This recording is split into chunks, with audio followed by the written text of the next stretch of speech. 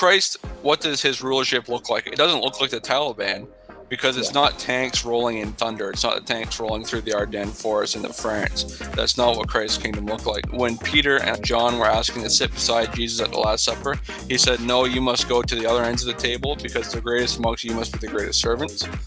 So my uncle was giving me a hard time about this too, because he's a secular. I said, what does the Christian kingdom actually look like? And actually, Christ is ruling, whether you acknowledge it or not. Christ has rulership on the earth. He rules through people on the earth. But his kingdom, when you're part of the kingdom and you start to see everything around you as the kingdom, then it starts to be that cruciform theocracy is that you're a great servant to mankind. What did Christ do? He washed the feet of the disciples, right? When Peter, I think, struck a Roman soldier on the ear in the Garden of Gethsemane, and Jesus healed it because he said, this is not the way that we're going to comport ourselves on the earth.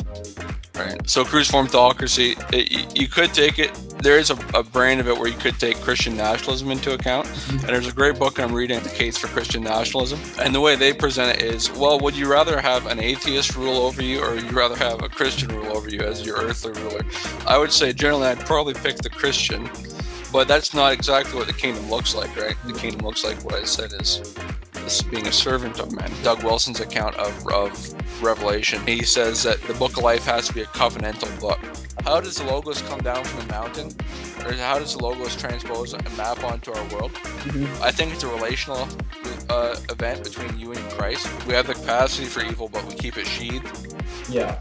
And you do good in this world, and you do it under the authority of God. Ask God for the Logos to inherit inside of you, and your life will, your mind and your body will be renewed each day. Remember that we must have justice, equilibrium, and charity. As conservatives, as Christians, those three things. That's my brand: justice, equilibrium, and charity.